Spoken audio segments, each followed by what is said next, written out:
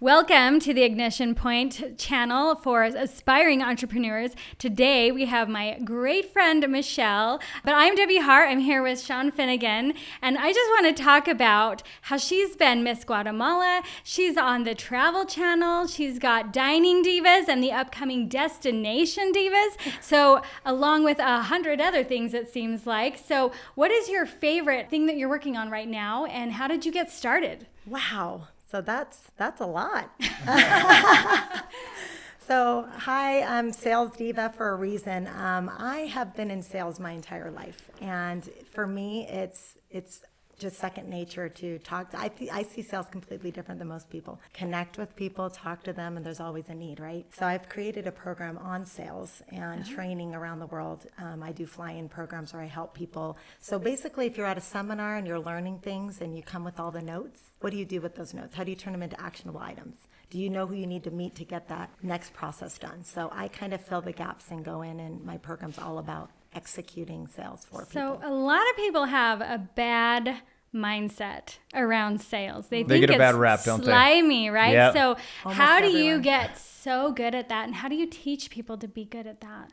Well, I just try to tell them everything you know about sales, just throw it all away because it's not true. Because we're always That's selling. the slimy stuff. Throw it Yeah. away. Well, because we all thought, so even I did, when someone told me you need to be in outside sales, because I said I like people, I don't like sitting in an office, I don't like time constraints. A lady at my church told me you need to go into outside sales, and I was like, what's that? I thought it was like a used car salesman type thing. 'Cause Exactly. I was getting out of college for psychology. I have my degree in marriage and family therapy, so I was going to be a therapist until I sat in a room and I was like, hearing deep things. I was like, whoa, I'm going to want to take all these kids home. I don't know if I could do this every day. But so I tabled that, and I was like, I didn't know what I wanted to do. Just like so many young kids out there, they're just so confused, right? It's like, how do I know I'm going to want to be an attorney? How do I know I'm going to want to do this? So when someone that I know said, you need to go into outside sales, I thought of a used car salesman, someone following you around a lot and bugging you to buy something you don't want. So that's what I Yes. thought back in the day. And my first job was with Cisco Food Service. And they hire you and you get a salary and you go through a training just like college about like the food products and how to sell and, you know, the database on how you find people. And by the time they let you loose in 2 weeks, it was like the best job ever because they're like, just bring in 12 deals or bring in this much in business and we leave you alone. So you just go in your car, and I felt like, wait, I can go to lunch, breakfast, hang out with people,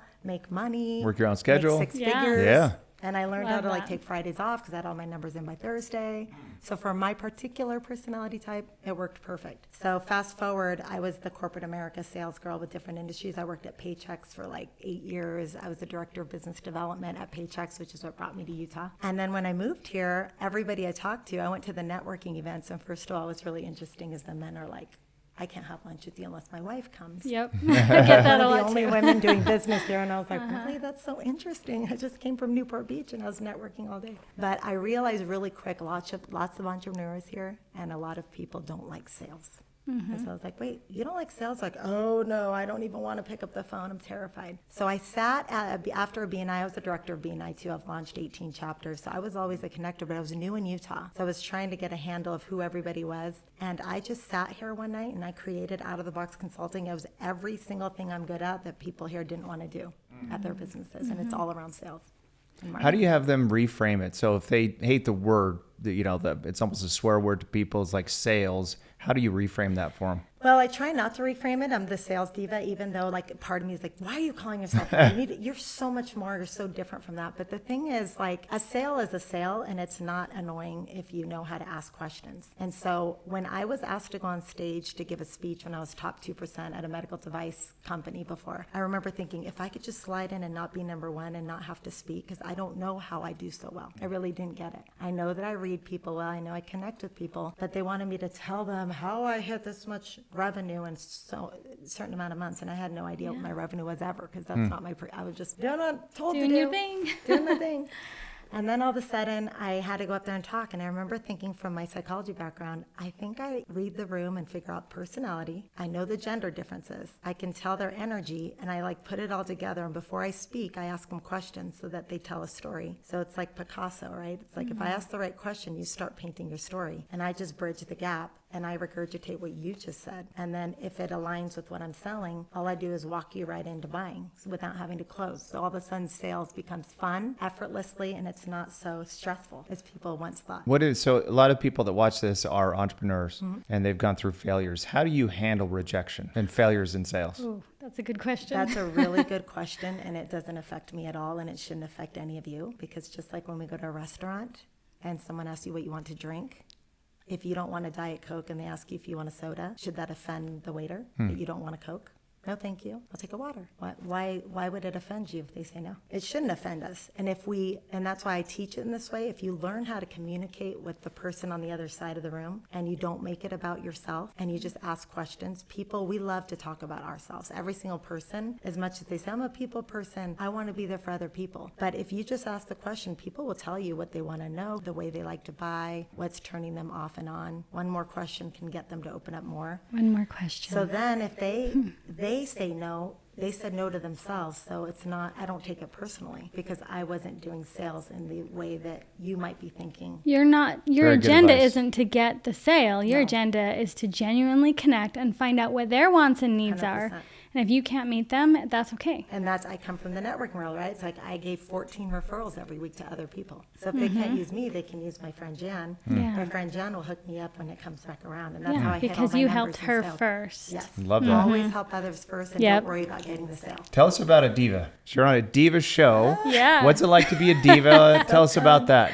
So this is really interesting, and everybody, I will tell you, when I came to Utah, everyone's like, get off social media. Oh my, you're so loud. You wear a bikini on the Facebook. People here don't like that. Everyone wanted to change me. And I put my heels into the ground and said, I know who I am. I'm a great person, and I'm myself. I am going to be myself out loud. I'm not going to do different pages for different parts of myself. This is who I am. So I've kept one page. I never paid for external marketing, and I'm just myself. And I have found there is enough people to do business with all of us. So to the Diva show, I was at a motivational seminar in Chicago, and was it Chicago? No, it was Dallas.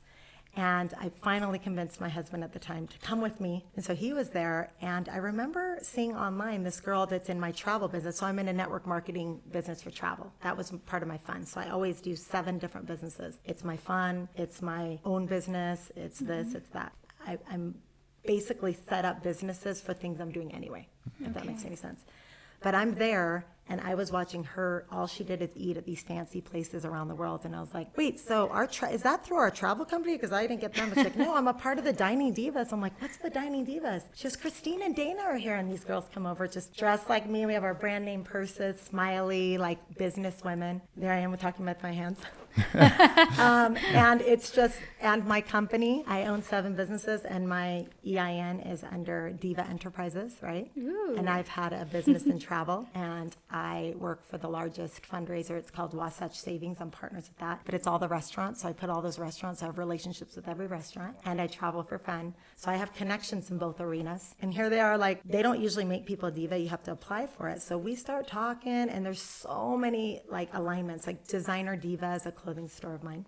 Ooh, So everything I like was that. Diva, right? And I'm like, I'm Sales Diva online. You were You built are. for it. Yep, It you was were. predestined. And I'm like, but I never wanted to be on TV. I wasn't like, I need to be a star. That's not me. It's more my daughter. I was like, I'm good being the behind the scenes of the successful people. But it was just interesting. These girls were so great. They're women empowerment. They all own their own shows, and they all have connections and a good network. So how do people watch the show, and how Yeah. do they engage with you? So it's on the Travel Channel, and we're going to air early this next year. So we've only filmed 3 shows. Dining Divas is in season 4, but Destination Divas, the travel portion, we're filming our 3rd show in New York City this weekend. Awesome. So yeah, and it's all about the businesses. So if you guys know anybody in a new place like Bali or Thailand, and you have connections and there's things we need to showcase in those areas, that's how we can create a show around that area. Okay. And we look for sponsorships. So yeah, that's That's basically so it's in exciting. alignment with what I already do. Yeah. These girls, and so it's been awesome. Amazing. Thank you so much Yeah. for coming on the show today. Thank you. Thank you so much, Michelle Diva. so much. Sales Diva. Sales, Absolutely love everything it. diva. Yeah, all around. Thanks so much. Thank you. If any of you watching today have any doubts that your current CPA is not helping you take 100% advantage of the deductions you deserve and helping you stay compliant with the IRS, then don't hesitate to get involved with TaxHive today. You won't be disappointed.